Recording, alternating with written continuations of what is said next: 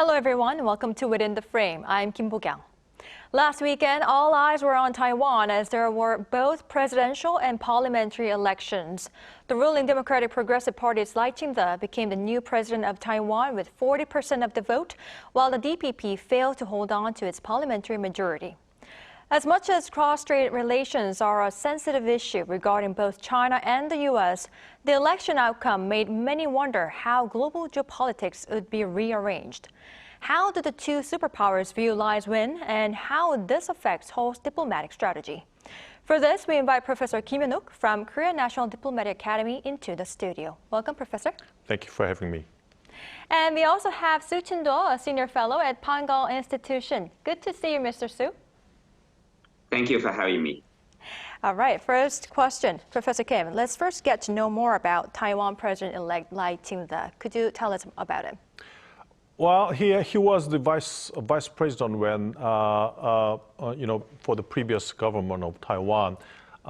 He was the son of a mine worker. His father passed away when he was 2 years old. So I think he had a very poor childhood with 6 other brothers and sisters. And then he was very smart, and he went into medical school, became a doctor. But I think ever since he came into politics, he was very successful. He was 4-time parliamentarian.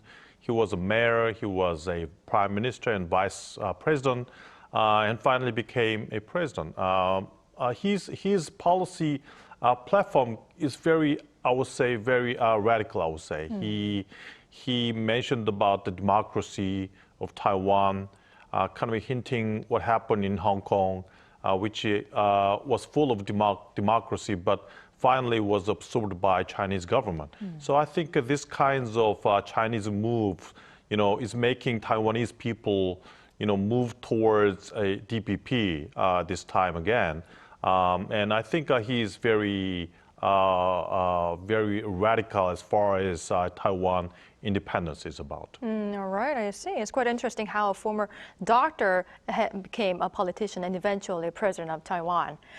Now, Mr. Xu, with Lai Ching-te winning 40% of the ballot, Taiwan's ruling Democratic Progressive Party secured an unprecedented third consecutive presidential term. What does Lai's win and the DPP's win hint at? Well, I think it's important for your viewers, around the world to understand that, first of all, yes, we call it a win or victory for DPP, the ruling party.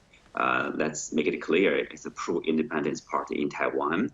And 40% support, obviously, that means like 60% of the voters, they did not vote for the continuation of DPP, either the candidate or the party. So that's, I would say, also a reality for the party to continue to run the island. That means, there's a lot of dissatisfaction with the party. So they have to be working really hard or careful to meet the demands of those like 60%, for example. And secondly, if you look at their parliamentary election, for example, they lost 10 seats. So that means they have only 51 seats. And the opposition party, or the major opposition party, KMT, which won 52 seats, now becoming the largest party in the parliament. And of course, the new party, TPP, Taiwan People's Party, they won 10 seats in the parliament. That means like they are now the kingmaker. If they cooperate with the ruling party, so that they can help the ruling party to map out their policy, to complete their policy agenda. Otherwise, if they cooperate with the KMT, that would be a real headache for the policy deliberation, policy agenda for the DPP. So that's, yes, that's a victory on one hand. On the other hand, that really means a lot of hard work, a lot of challenges for the ruling party and also for Mr. Lai. All right, I see your point, Mr. Xu. Now, Professor Kim, as our Mr. Xu already pointed out, Taiwan's parliament's 113 seats have been filled, but though the DPP won the presidential election, it failed to secure the majority. What does this hint at? Yes, I think, especially about the foreign policy issues. The ruling party, the government, I don't think will have enough leeway to pursue its policies on its own. A lot of foreign policy agenda should be approved by the legislature. And a lot of enactment and a lot of law, current law has been, enacted during the Kuomintang period. And a lot of ruling party people, I talk with them and they think that those law needs to be revised. For example, one of the examples is that a lot of Chinese people can come into Taiwan without any difficulty, and they can live there, reside in Taiwan, and if they reside for 3 years in Taiwan, they can vote in Taiwan. So, those current, DPP people are worrying about that because that means that Chinese mainland people can come into Taiwan without any difficulty, can have a free influence about the politics and society. But they lost to be majority this time again. So I don't think this kind of important enactment would not be easy in the future again. Right, I see. Now let's move on to how other countries reacted to the election result. And Mr. Su, regarding this election result, China claimed the election outcome does not represent Taiwan's mainstream public opinion and underlined that Taiwan will eventually be reunified with the mainland. What could China's thoughts be? That's a good question. Let me respond a little bit to Professor Kim's, remarks on the DPP's officials talk of revising the law, etc. As far as I know, I don't think I know anyone who would like to, who went to Taiwan to stay there for 3 years and then somehow get the right to vote. The reality is like the DPP, the pro-independence DPP, often plays on the topic of, reunification with the mainland, often describing the mainland as a threat, as a bully against the Taiwan people. But that's used to be the tactics of how they win the elections. How they say scare the Taiwan people. You got to stuck with the DPP. Otherwise, if you vote for the Kuomintang or KMT, they then will become one country with the mainland. There will be a reunification. So you have to stay with us. But that's politics. That's that's not really the case, at least. And for one thing, for your viewers, again around the world, they need to probably to be. If they are aware of the larger picture of the island, of the politics, they would have a better understanding. For example, if you look at the Constitution of Taiwan, its official name, you can ask yourself, what's the official name of Taiwan? It's the Republic of China. If you look at the Constitution refers to the Republic of China. It refers to the island of Taiwan as well as the mainland. So there's a one China. It's the same if you look at the constitutions across the straits. Both sides actually agree there's only one China, and also that's a reality. If you look at around the world, absolute number of countries around the world recognize there's only one China. Taiwan is part of China. That's the big picture of this issue. Then let me deal with the remarks from the Chinese side, from the Beijing side. For example, Wang Yi's remarks actually. He touched upon the reality, historical reality, that is Taiwan has never been an independent country. I mean, that's simply a reality.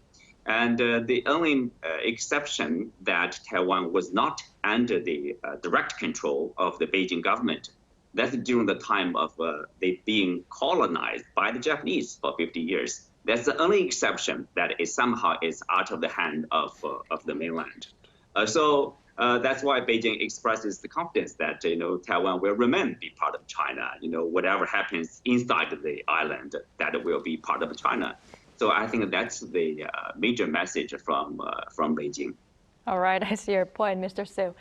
Now, staying on China's reaction, Professor Kim, as much as China and Taiwan has complicated history, the economies of Taiwan and China are actually very much intertwined as well. And so now that Taiwan's DPP has won the election, many are concerned that there could be retaliatory measures by Beijing toward Taiwan. Would there be any economic coercion? Yes, China has been implementing economic coercion for many countries. For example, Philippines, Japan, Korea, Australia, they all have been targets of China's economic coercion. Ever since China became a regional and global power, I think China took a lot of different styles of diplomatic, policies. When, for example, hawkish policies and charm offensive, they were kind of doing these both in a very appropriate way. Nowadays, Chinese policy towards its neighboring countries is pretty much based on charm offensive. It is not trying to have much friction with neighboring countries. But Taiwan is an exception. China thinks that Taiwan is part of, China, one China policy. And I think definitely if there are any big moves by Taiwan to tilt towards the United States, I think China will do something about Taiwan in economic terms, especially. But one thing we have to take a note is that, from the last summer time, US-China competition began to change. I mean, it was pretty much very fierce before then, but from the summertime, the US is beginning to look at China as a target to be managed. US thinks that the US began to take a predominance over China from summertime and began to manage China so that Xi Jinping's China would not do something really risky and dangerous. Which means that, the US, I think, whoever it is, Trump or Biden, will continue its policy toward China, compete with China, and trying to take dominance position of China. So I think this kinds of US-China competition, what will be the contours in the near future, I think it will definitely have an impact on the China-Taiwan relations. All right, I see. Now, we are going to talk about U.S.-China competition, but before that, I'd like to ask about Washington's response to the election result. And for this, Mr. Su, the U.S. State Department congratulated Lai on his victory, but President Biden said the U.S. does not support Taiwan's independence. Is this to prevent any possibility of China from attacking Taiwan? The U.S. policy on Taiwan, they call it like a one China policy. From the Chinese side, we call it the one China principle. If you look at it around the world, basically the U.S. is the only country that actually supported Taiwan. Not exactly in the sense of Taiwan independence, because that's not in the interest of the United States. So you can see that why President Biden is reiterating the U.S. policy. That is, they does not support Taiwan independence. That's basically a message not only to Taiwan but also to the mainland side. That is, look, we don't support independence. That's a clear message. So it's also a way to warn the Taiwan leader, Lai Ching-te, the new leader. That is, Taiwan independence is not acceptable to Washington too, because that's against our interests.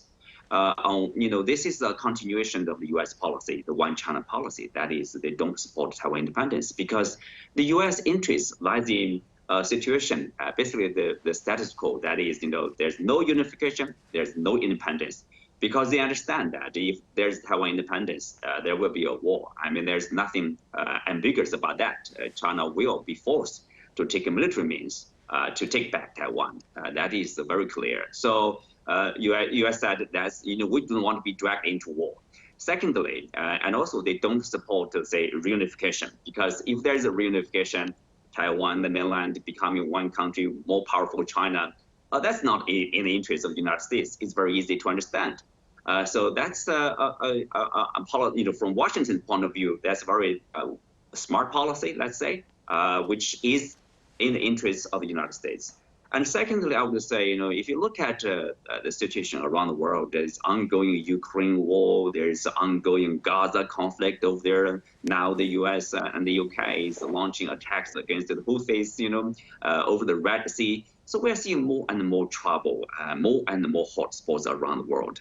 So the U.S. is getting, I would say, already a lot, on the plate, more than enough on the plate. They don't want to see So another trouble spots, say, across the Taiwan Straits, the Taiwan Straits. They do not have extra trouble, extra tension in the region. So, and thirdly, the situation over Taiwan is really being decided by policies from the Chinese side and the U.S. side. Their relationship often decides the situation in Taiwan. As Professor Kim pointed out, I totally agree with the professor. That is, because of the stabilizing relationship between Beijing and Washington, we are seeing a very calm situation over Taiwan, at least now. All right, I see your point. Thank you, Mr. Su. Now, Professor Kim, I think you have already mentioned this before, but as we all know, cross-strait relations have always been a very sensitive and huge issue between U.S. and China. And so how does election result in any way affect U.S.-China tensions? Basically the Biden government's U.S. doesn't want any trouble in the cross-strait issues. I think one of the reasons why Biden said that he doesn't support independence of Taiwan is because he doesn't want any more trouble in the Taiwan, cross-strait issues. Definitely Lai Ching-te is very, rightist person. He wants independence from Taiwan, but of course, there are several ways. As Dr. Xu mentioned, the Chinese position is one China principle, but U.S. and Taiwan, they think it should be one China policy rather than one China principle, because one China policy is something that they can choose out of several other options or policies. And but one China policy doesn't mean that it should be the independence of Taiwan. The U.S. clearly wants the maintenance of status quo, which the Biden thinks that he doesn't want any trouble in the cross-strait issues. So I think the U.S. wants the status quo. He doesn't want any party, whether it's Taiwan or China, does something ridiculous, to create some military tensions in the area. So I think, that's basically what Biden wants. The one important element is Trump. Trump, I don't think, will try to support Taiwan as much as Biden does, in which case I think there will be some possible changes in the situations in Taiwan. All right. So U.S. presidential election would be another variable, I guess. All right, well, I'd like to also talk about its impact on Korea, Professor Kim. With the DPP's win, some say there could be increased pressure for South Korea to, take a much more clearer stance in terms of the Taiwan issue if the U.S.-China tensions get escalated even more. What's your view on this? South Korea's position is that we want peace and stability in the, Taiwan Strait. Which makes sense, because if something happens in there, that will be not only confined to the area, but it will be something regional. It will be Korea contingency. It will be Japan contingency. So from South Korean perspective, we don't want any military situations to be blown up in the Taiwan cases. And definitely, I think as far as the South Korea-U.S. alliance is concerned, the alliance is mutual reciprocal pact. If something happens in the Pacific area, either side has obligations to help each other. So if something happens in the Pacific area to the U.S. forces, South Korea military has to give support. But that's the gamut of our policies. South Korea is talking and discussing with the U.S. forces in Korea about many cases. But I think one thing is clear: our priority is North Korea threat. That's first threat we have to deal with. And maybe we can talk about the Taiwan case, But we'll see how it goes. I mean, those two countries, South Korea and U.S., is continuing talks and discussions. All right, I see. Now, Mr. Su, though South Korea, like our Professor Kim already pointed out, would prefer to have, stability, but if Seoul does take a clearer stance regarding the Taiwan issue, how might this affect China-Korea ties?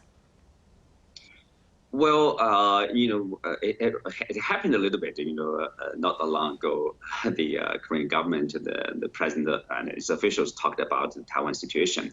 It's already, from the Chinese point of view, kind of, breaching a breach of the practice, of the past governments. China sees the Taiwan issue as a domestic affair, as an internal issue, and China does not like to see, the intervention from any other countries, including the United States. And currently, the U.S. is the only country that is intervening the situation in Taiwan. Of course, they have a heavy strategic interest in Taiwan, but not, for the rest of the world, basically, they follow this one China principle. That is, Taiwan is part of China. They don't seek any trouble in practicing that principle, and they don't want to create the trouble with China. I don't think the Korean government or Korea as a country wants to have any trouble with China too. Because China sees the relationship with South Korea as very important, a very important economic one, a very important cultural relationship, a very important people-to-people exchange. We are close neighbors. We don't see any problem in relationship with South Korea. As the professor pointed out, the major challenge, is the Korean Peninsula, North Korea, South Korea relationship here. From Chinese point of view, we don't like to see any instability or any activity that leads to instability in the peninsula, because we are so close to the peninsula. And if there's anything, China will also be affected. It's a kind of similar situation. Both South Korea and China, I do see the share peace and security in both the Taiwan Straits and also the Korean Peninsula, because ultimately that's in the interest of both countries, that's also in the interest of regional countries and regions and economies here. So sometimes you can say it's also serves the interest of the United States, because this is the engine of the world in terms of economic growth. We don't want to see any disruption of this growth of economy, of trade, of investment in the region. Yes, China wants to have to achieve national reunification. China is the only UN Security Council permanent member that is yet to achieve national reunification. There's a lot of talk of national reunification, but there's no roadmap. There's no time schedule, like when we will somehow achieve national reunification. The goal is still peaceful reunification with Taiwan. Nobody knows, at what point that will be achieved, but the goal is clear, and the means to that is peaceful. That is more exchange, more trade, more people-to-people discussion and communication across the strait from Taiwan, from the mainland. That's basically the idea and the policy, and that will continue to go on for a long time, I would say. All right. Thank you for your point of view, Mr. Su. Now, unfortunately, this is all the time we have for today's edition. Thank you, Mr. Su and Professor Kim, for your time and insight. We really appreciate it. Thank you. All right, that's all for Within the Frame tonight. We'll be back tomorrow with more in-depth stories. Thank you for watching, and goodbye.